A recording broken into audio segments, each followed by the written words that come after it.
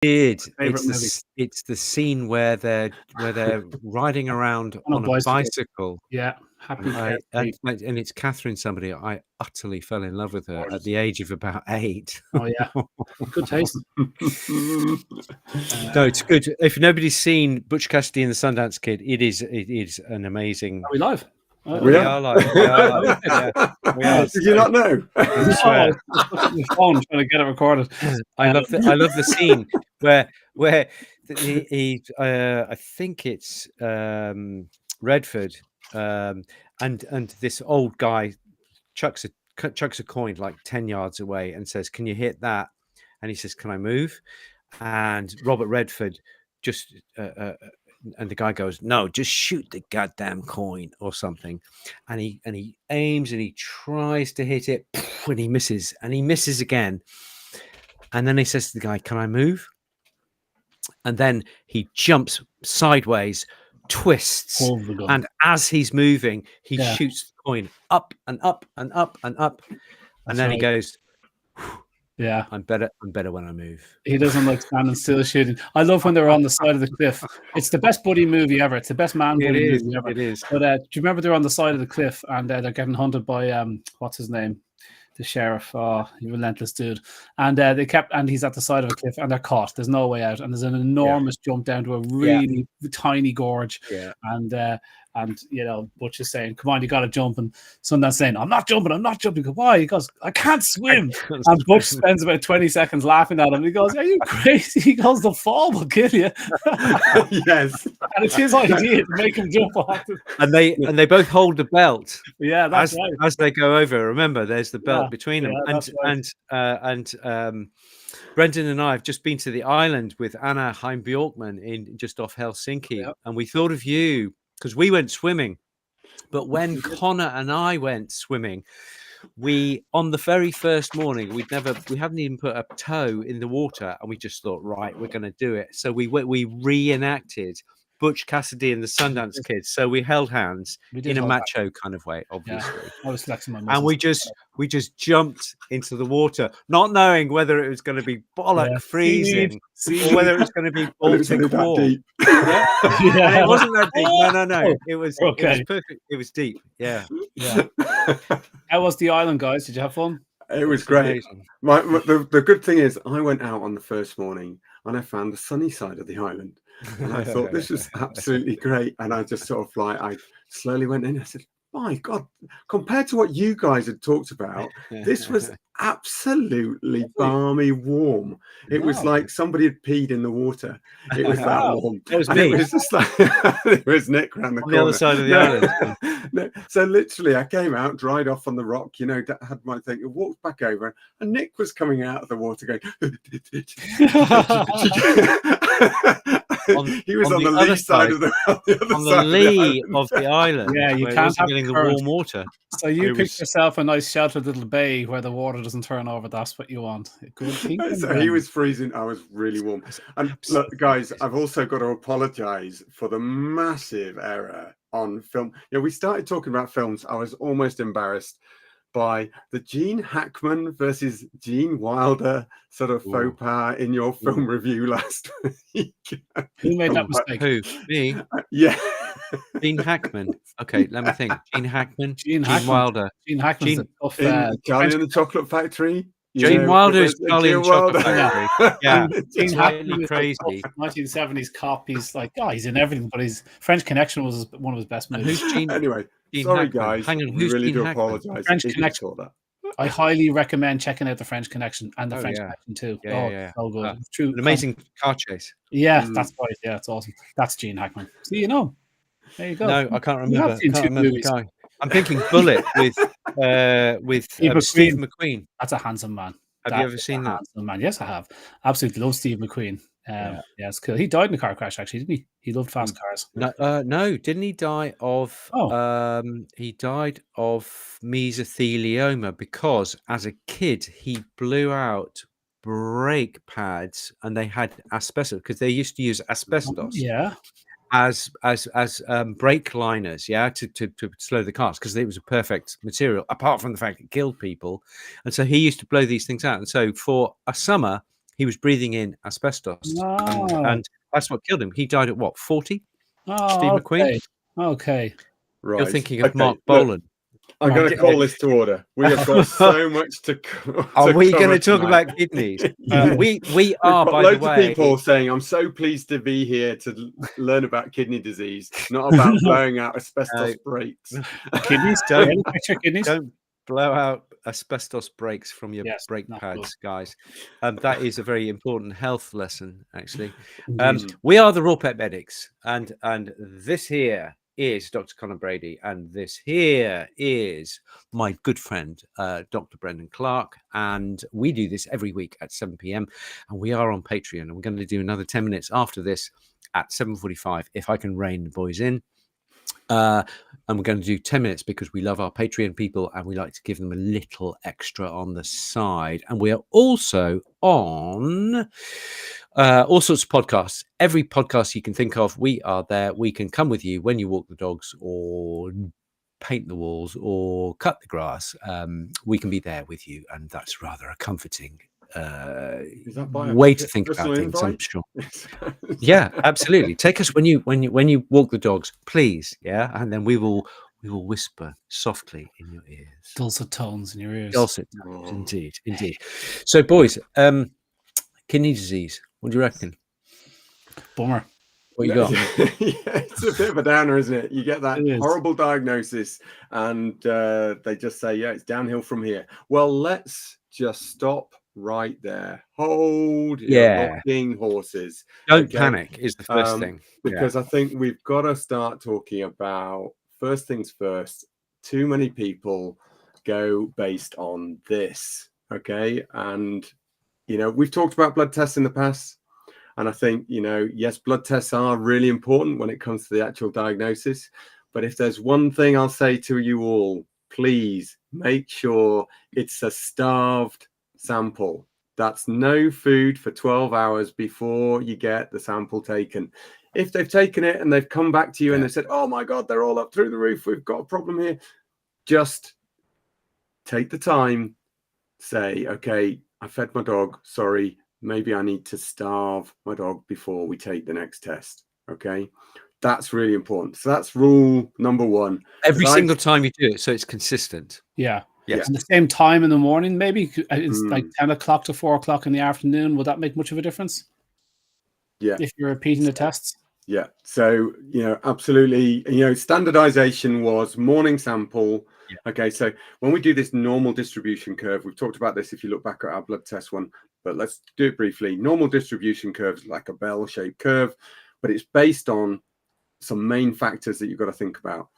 Starved sample taken in the morning, okay, for that particular species, and it will generally be for kibble-fed dogs, okay, because that's when it was all founded and they looked at all of those standardizations. So just be careful. There are breed differences. There are feeding differences over time. Gene Dodds did a great little study on looking at the urea and creatinine levels in raw-fed dogs, made some slightly off-the-cuff issues around that may be worse. Do you want to go into that just now, Brent? Because most people watching this are going to be feeding raw, and they'll be going, "Oh, my vet keeps on saying my dog's got kidney failure," but in fact, they've when I've collated the raw samples after all of that, looking back, I've gone, okay, so if I've got raw-fed dogs, even if they're starved, yes, they do seem to have a level of up to a third higher, so 50% higher,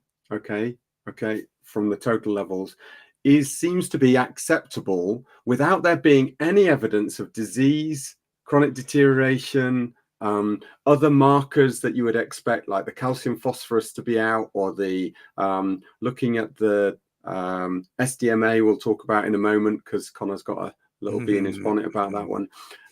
So any of the other markers that we'd look at, what's going on with the red cells, are we getting anemias, what's going on as far as electrolyte balance, what's going on as urine protein creatinine ratio, we'll talk about urine in a second as well. All of those stay normal, but we can have up to a third higher. So instead of it being 10 as the upper marker, we can see up to 15 and still be seemingly okay ongoing for urea. So that's a blood urea nitrogen. So when you're taking the waste nitrogen, okay, and it's bound up in ammonia, which is then bound together to create urea, okay, that floats around in the blood to be excreted by the kidneys.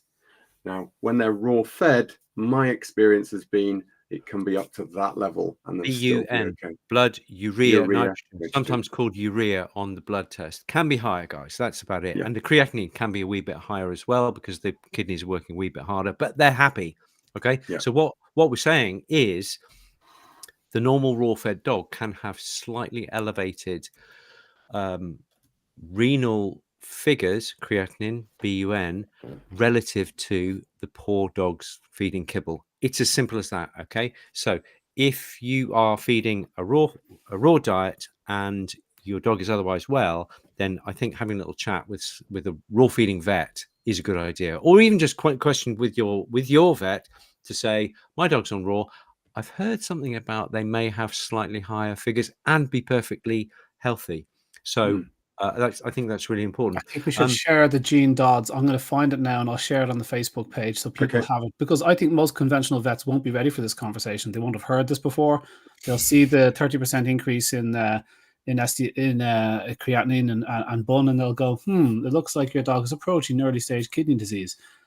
So that's tricky, because all raw feeders need to be prepared for the kind of bit where you say, hang on there a second, their dog's fed ultra low protein dry food, which is hard to absorb. These are dogs fed lots of protein. So they have a bit more protein in their blood, which is a simplistic way of saying it. So do they have to go in with this little sheet, or because most vets aren't aware of this, I'll share it now to the page. First things first, most vets don't seem to make sure that owners are aware of starving their dogs. So, I sort of accept that to some degree as an owner, if you go back in and just say, look, there's some things that I want to double check here before we go headlong into changing diets and doing all of the supplements and everything else. Let's make sure that my dog truly has this kidney problem. So look, there are other markers out there that can be looked at. But really, we want to talk also about urine testing. So when you start to stage these levels of renal disease, we also want to look at, well, what could be the cause? Because in dogs,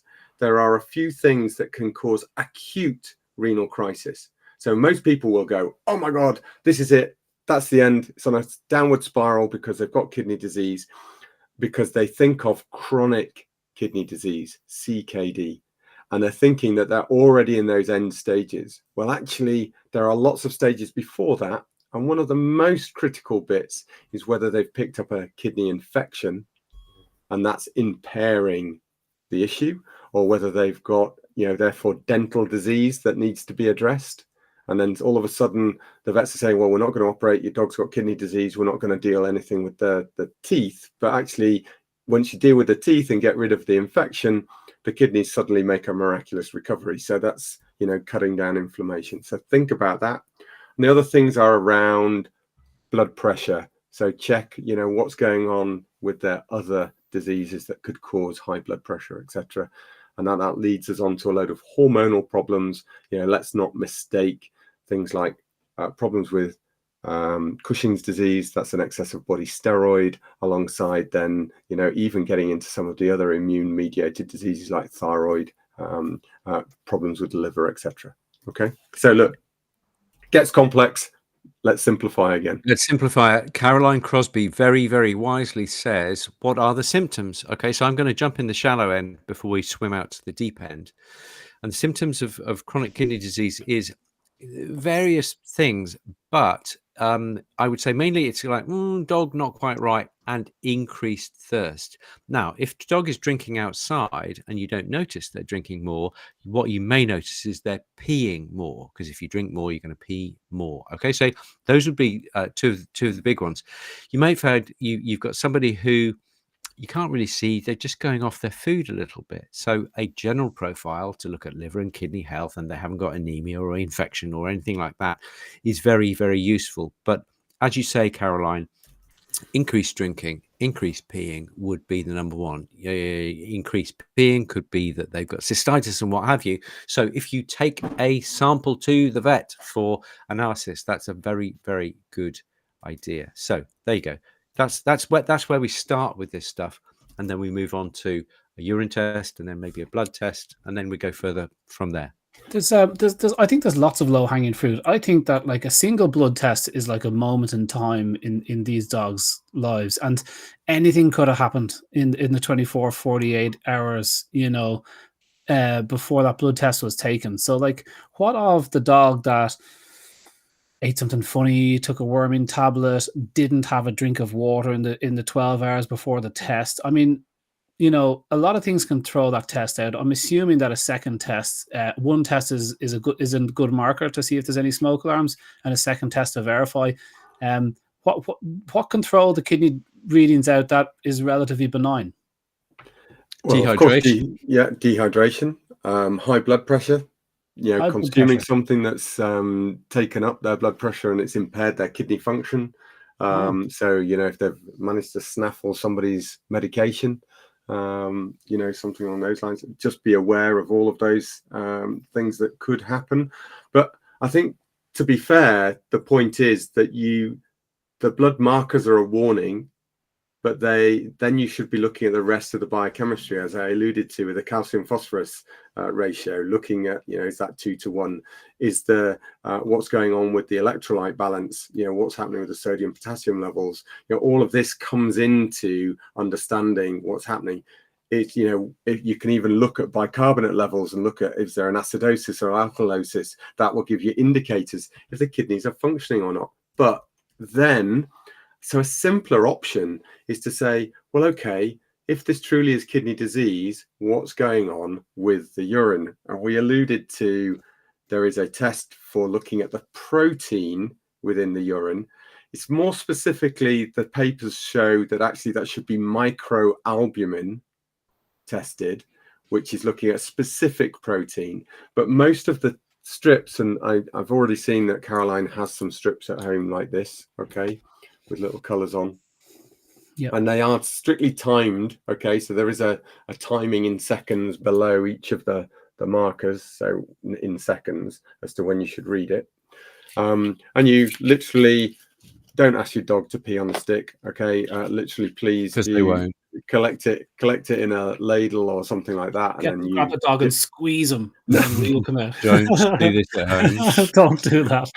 Are they human test strips, Brent? So this is the really interesting bit. So there are human ones, okay, and I grabbed this out of the drawer just to show people. These are humans ones you've got in your hand.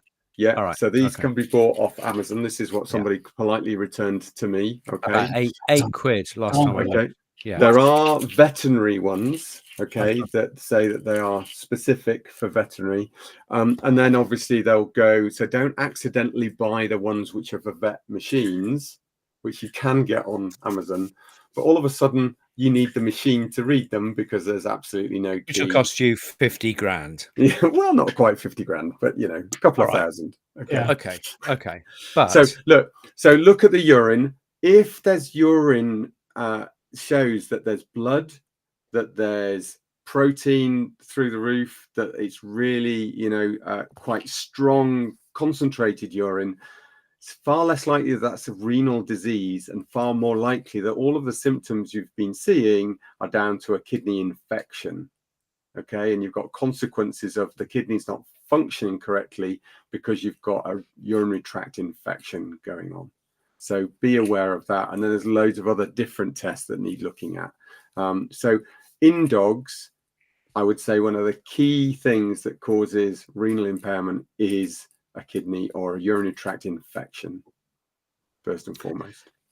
If you so my take on that would be, if you do a urine strip, and you repeat it a couple of times just to make sure that you got it right, and there's anything that you don't like the look of, I think get along to the vets. Yeah, that's the idea of them. It's a smoke alarm. It's like, this doesn't look good. High glucose, but that must be a very telling one. I mean, that's sure. So another really good thing to have. Okay, this is for whether you've got crystals in your dog's urine or cat's urine, or you've got risk of infections going on, or you've got kidney disease, is to buy one of these. You can buy these online as well now. So refractometers used to look at the concentration of solutions, so you can look at alcohol levels in your brewing stuff, but all the way through to testing your pet's urine. So this will look at how concentrated the urine is. How much would that be, Brent? How much? So these are currently anywhere between, depends on who produces them, anywhere between £15 and £30. Okay. On Amazon or something? On Amazon. Okay. Yeah. Okay. So bargain. Readily available, not that expensive, easy to get a hold of. Okay. Easy to use. Do you want to give us a little? Yeah, and in fact, I think, Connor, you might even have a link to people to be able to get hold of one of these alongside strips. I don't. I have the strips actually on mine. I've got 14 tests on mine. We'll talk about that in a second. So don't buy them from Amazon. Buy them from Dogs First. But I don't have this actual device. So I'm interested in this. Okay, so this is literally what you do is you take a drop of the urine, so you can just spot it onto this little sheet here. You click this down. And literally, you look through this end, okay? And there's I don't think the camera will pick it up. Oh, yes, it does. Oh, not bad. Does it? Oh, can you see a little blue line? It's like a picture of somebody on holidays. Yeah. Turn to the next one. Anyway, so the point is, there is a blue-white line drawn across, and you can read off the concentration of that urine. And anything above 1.018, we're not really going to be too worried. They can concentrate their urine. There shouldn't be an issue with that. And certainly most dogs will be probably around about the 1.030 mark if they're concentrating their urine really well. So anything like that, we're not worried that they're suddenly losing loads of water through their kidneys without control. When you get down below 1.010, so a bit of a gap, there's a gray area. Okay, then obviously we're looking, can they actually concentrate their urine? A couple of things, if they're drinking loads, okay, because of flavor of the food or something like that that's driven them on to want to drink more, and they get dilute urine, and they're drinking excessive amounts, maybe on a hot day, something like that, then of course their urine concentration can go down. It's just like you going out for a few too many pints, Connor. Might drive you into a bit of diuresis.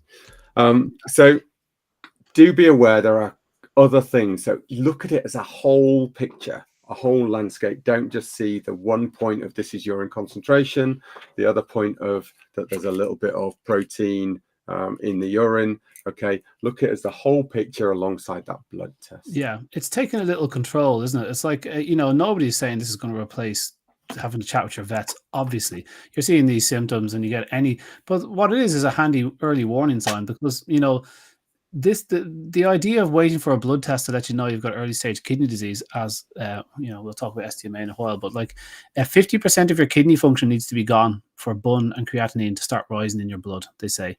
So you're well along the ladder, and so I'm sure there's plenty of little small warning signs that we can look out for, and perhaps those strips give you an early warning. So I like taking that bit of control. I like certainly for glucose, that would be an easy one. And there's an interesting thing on the Gene Dodds piece.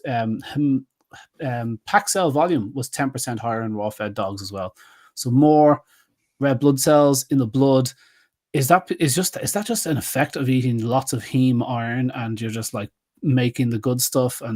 But will that not give you a higher specific gravity reading as a result? Well, we've also got to look at a number of other factors, because I don't think in that paper there was a note made of hydration level. So, that's really important, because actually all of those figures, even though it's more than one dog, as soon as you start to get into that, what were the circumstances for those dogs for the average to be that high?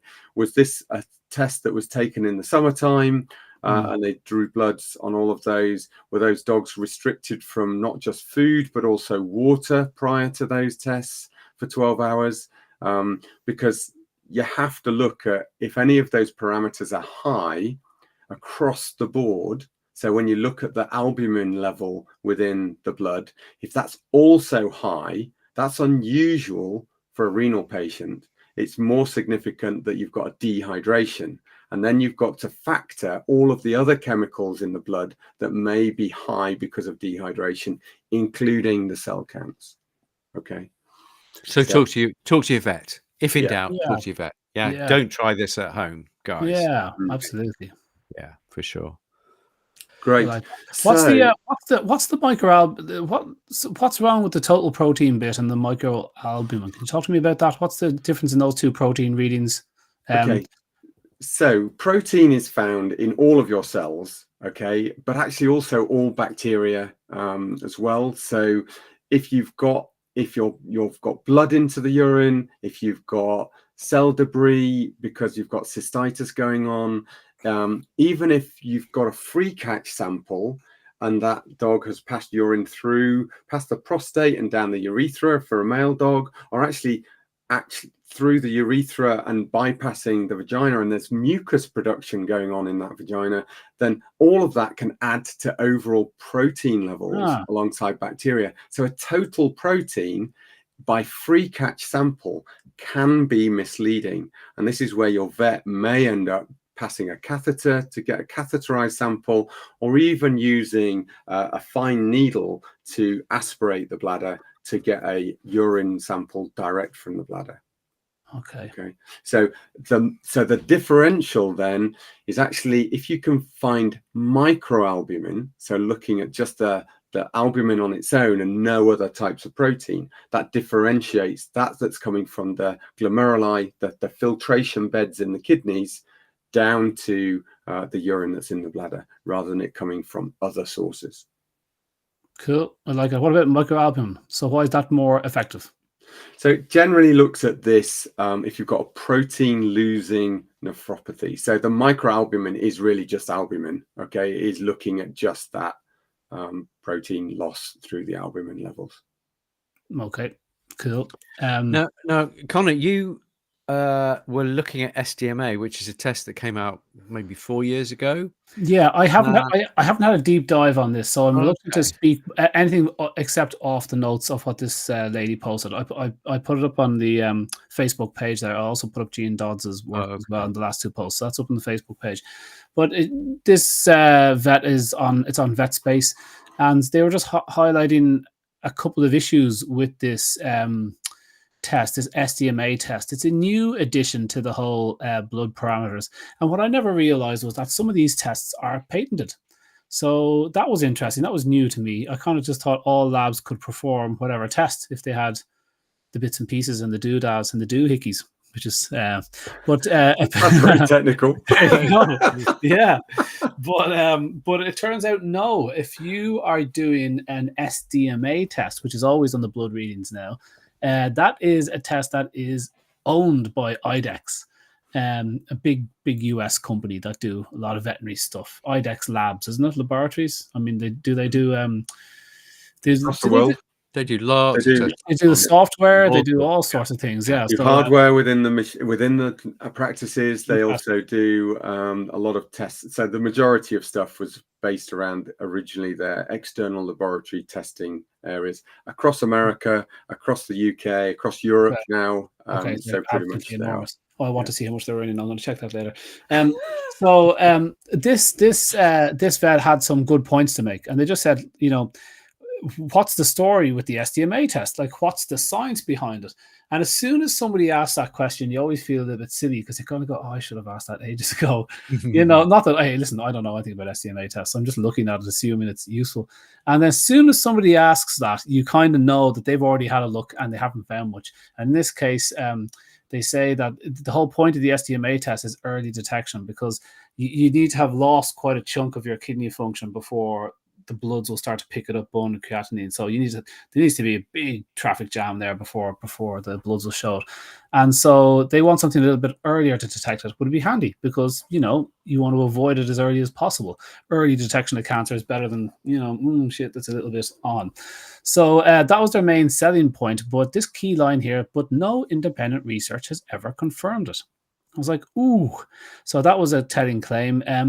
They claim that this is about a year. They claim that they can detect kidney disease in your dog about a year before standard tests, bone and creatinine, and urine microalbumin. So they reckon they can do it a year before those, but there is no study in support of that. They quote a great many studies that they alone, or now in partnership with Hill's Pet Food, a provider of kidney diets, funded Mm. to back up their claims. IDEX marketing department knew that they needed to convince veterinarians to use the SDMA test. One of their veterinary reviews mentions 41 scientific articles, but none of them were very illuminating because none were structured in a scientific laboratory. And then they say they've got 2 studies, okay, supporting them. Only one was looking at SDMA's value. It said the only independent 2020 article that examined SDMA as a valuable way of measuring bloods was in the cheetah, not in even a cat.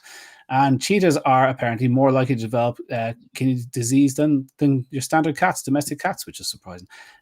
But in that 2020 independent study, bun and creatinine levels were found to be more accurate, the standard stuff we're talking about here in bloods, than actually using SDMA. So the only study that they were using to say how great SDMA tests are actually verified the fact that actually bun and creatinine are more useful. The only other test that's available for SDMA that I can find so far, it pairs it up with something else. And so, that it rises, that this measure can be used is, okay, that's interesting, but is it more effective than what we're using at the moment? There's a kind of a thing in pharmacology when you're bringing out a drug, it has to be, I can't remember the term, I nearly had it. It needs to be as equally effective as the drug that's on the market. So it can't be worse than that. It must be equally effective, and then you can market the hell out of it. So the test needs to be at least as good as, let's say, you would hope with tests, it will be as good as bun and creatinine because we already have that.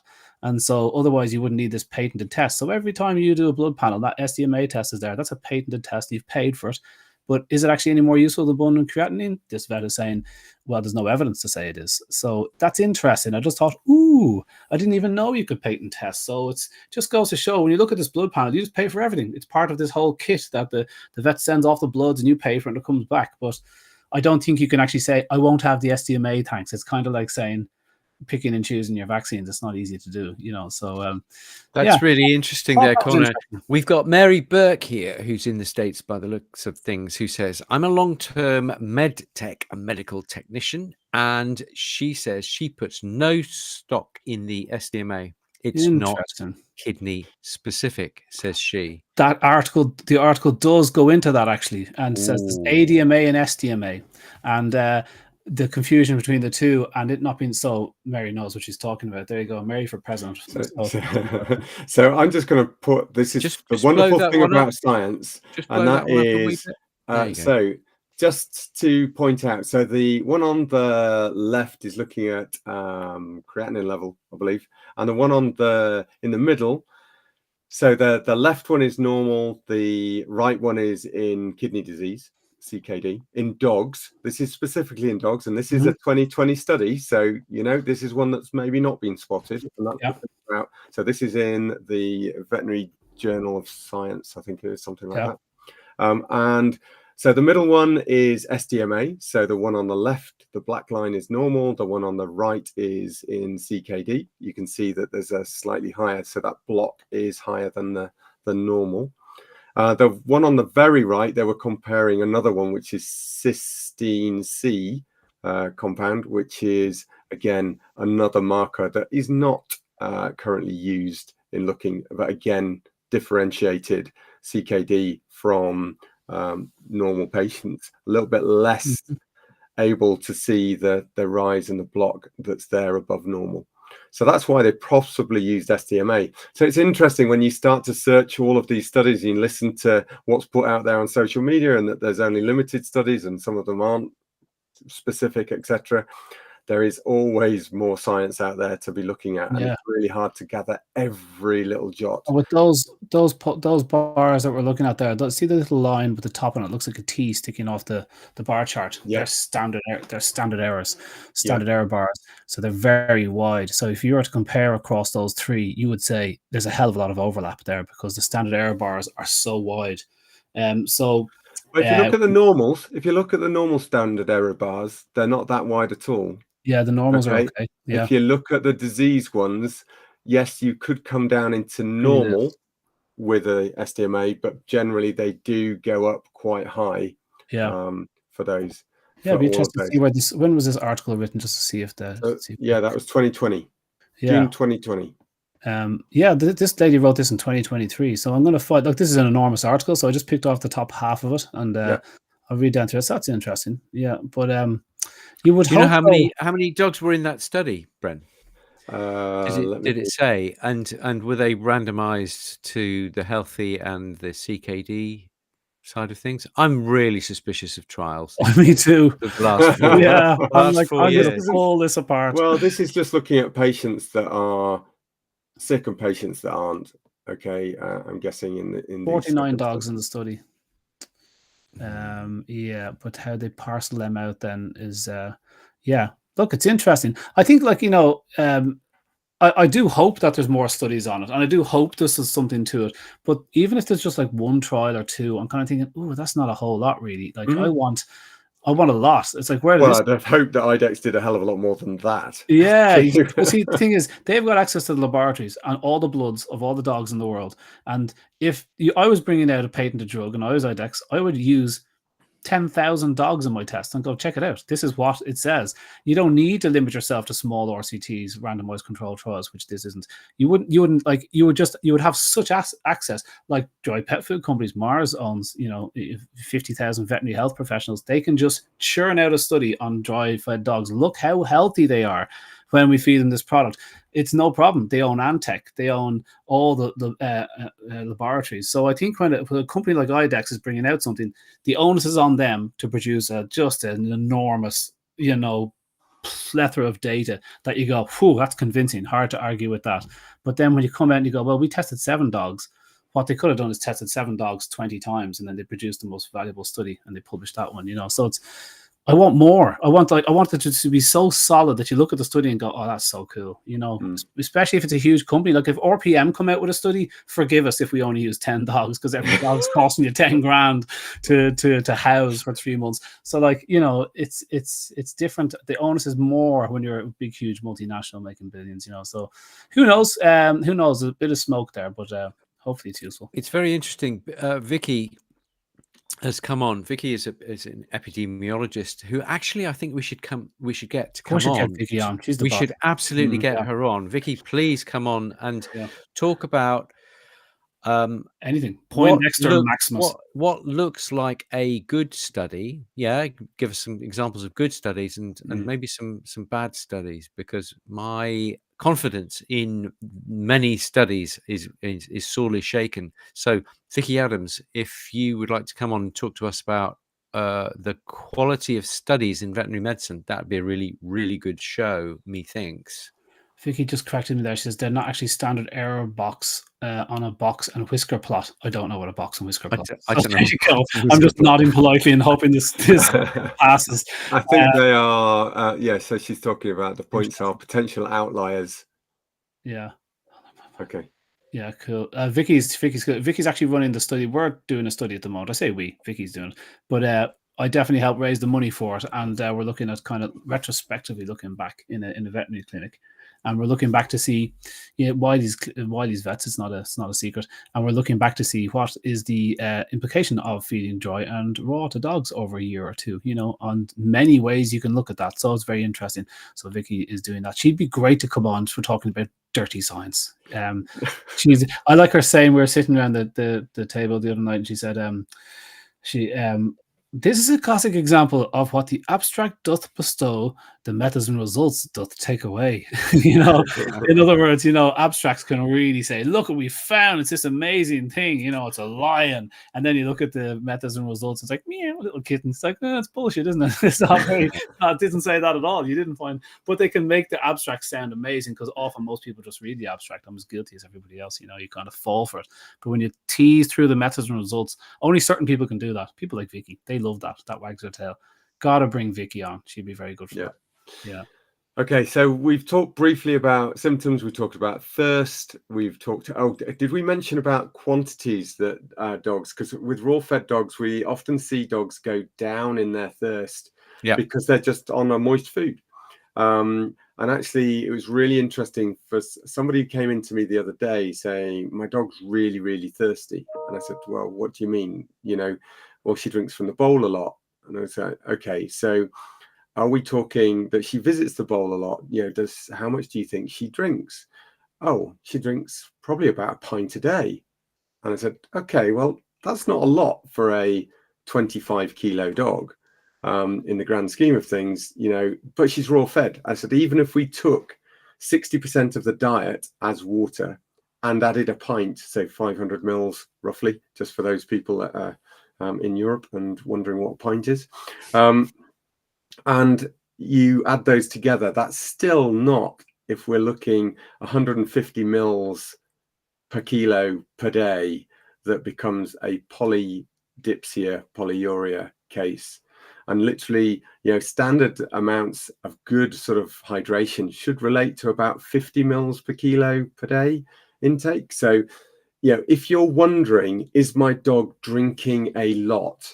One, what's the concentration of urine? If it's concentrating really well, it's probably not drinking too much.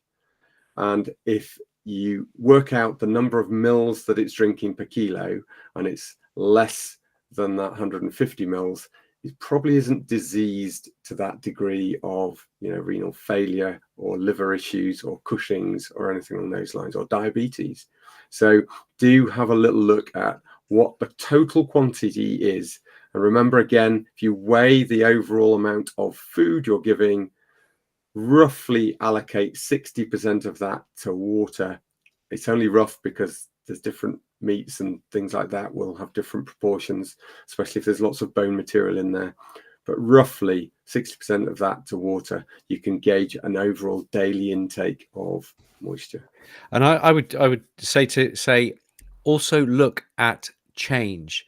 If you've got a dog who's always not drunk very much and they've always been on raw, or they've always been on dry, but they're not a big drinker, and then suddenly they change in their drinking habits, that is very significant. Yeah. So if you get a big drinker who stops drinking, or you get a small drinker who starts drinking for no good reason, then you need to look at that, methinks. Yeah. It's that change thing. Yeah. Because it's like some humans drink 20 cups of tea a day. Some, I used to work with a nurse, she would drink 1 cup of tea all day. That was it. Yeah.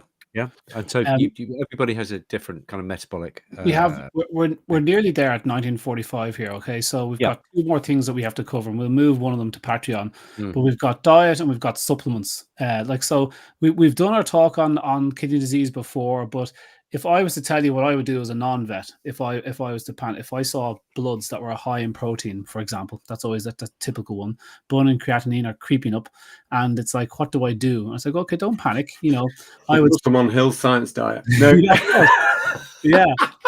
You know, there's a bit here where we have to say, you know, don't panic, and let's look back over the last 2 or 3 weeks. Is there any low-hanging fruit here? You know, perhaps there's a few bits and pieces might have gone wrong in the last while. But so picking out how are the teeth, there's a huge connection between rotten teeth and kidney disease. So you can have a fracture or an infection in the gum line, puts a huge amount of immunodebris on the road, lots of cars on the road, and it clogs up your kidneys. So if your kidneys aren't working well and you've got dirty teeth, that's an accident waiting to happen. So you need to keep the teeth clean, and so that alone can actually help with your situation. So there's a lot of low-hanging fruit that you can think about. That did you kind of dose them up with a few bits and pieces, and you know, whatever. So, but in between now, this bad test and the next test, let's say in 2 or 3 weeks, there's some basic things that you can do. And regarding diet, there is never, in my opinion, there's zero evidence to say that a dry diet would be effective at this stage. I mean, a dry diet for kidney disease, a diet without water for kidney disease, it is absolutely ridiculous when studies show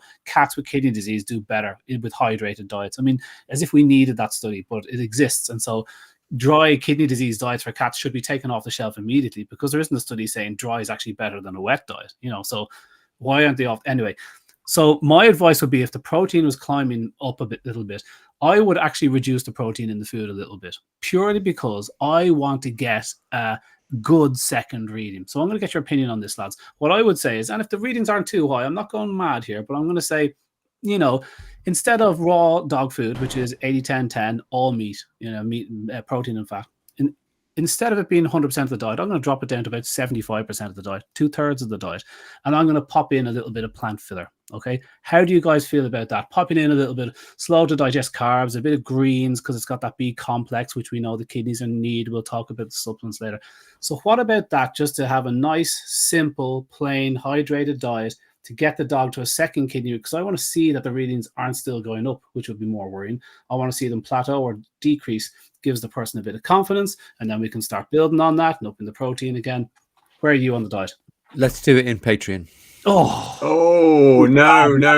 We've got to do supplements. We've only had 10 minutes for supplements. It's 1947. Supplements to do in Patreon. You can't do it to them. There's going to be. Well, look, I would say for dogs specifically, inflammation is my main enemy. Okay, and any diet that's inflammatory will probably impair the kidneys even more. So I would always say there's lots of work being done that I do not want to starve my patient in the long term. So short term, I understand where you're coming from, but long term, I definitely would not be super low protein diet, because I think that just ends up with a cachexia. That means wasting away patient, which is starving to death. That's not where we should be. I like that word.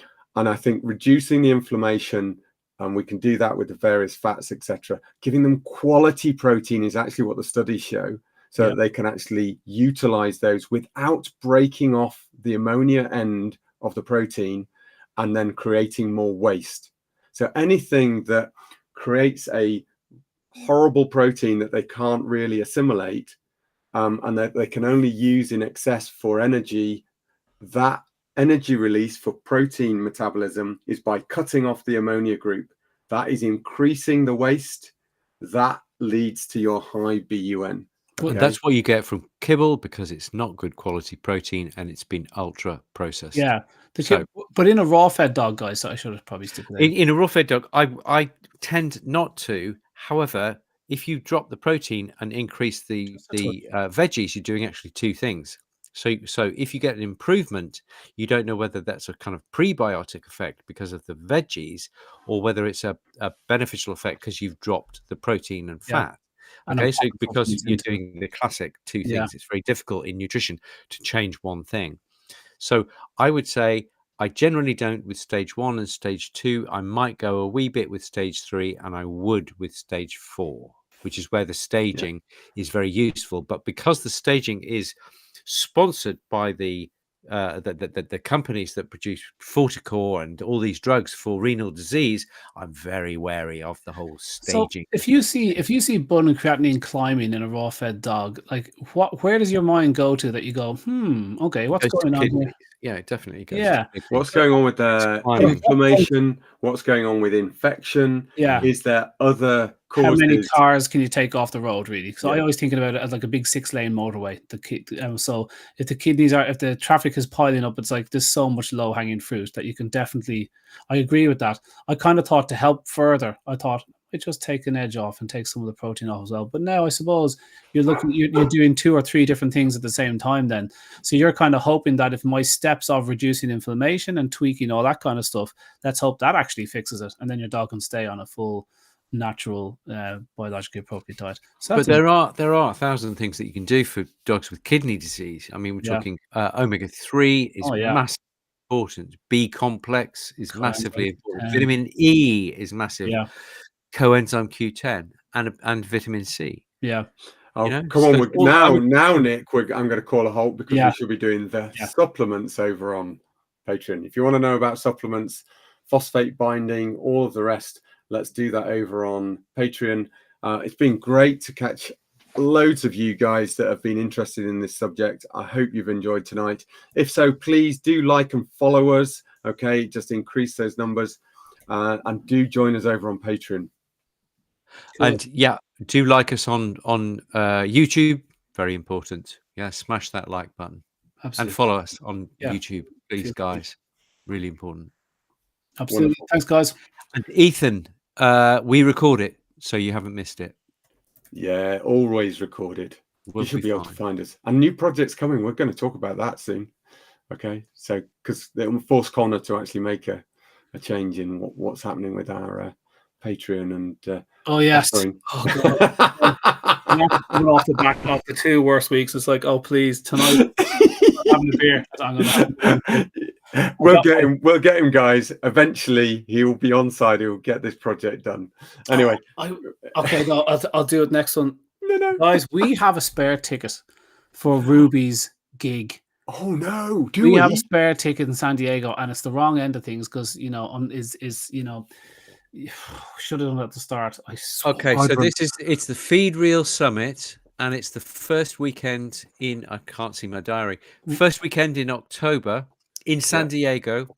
I'll post a challenge to Facebook, guys. I'm going to post a challenge to Facebook. I think the challenge has been the only people that are going to hear this are the people that have stuck with us. Yes, that's it. So we're not going to we've got the 100 people that have still hanging on to your every word. No, we'll stick it. We'll pop it up on Facebook and say, guys, we've got a free ticket, and there's going to be a challenge coming out in whatever hour, and I'm going to pop up some question. It's the first person to email us in the correct answer with that. That's what it's going to be. I'm so sorry, Ruby, if you're listening. I'm sure you're not listening to 15 minutes. She's gonna kill you. Yeah, and you. It was surely us 3 are in trouble. Don't just leave me on my own. Don't throw me under the bus. I didn't even know about a question. We tried to do it beforehand, but we made a mess of it, and nobody got to the bar where we could give the thing away. So anyway, okay, right, come on, let's bounce. Go to Patreon, and I'll sort this out. I'll tidy up your mess, guys. Okay. Wonderful. Take care, everyone. Bye-bye. See you guys.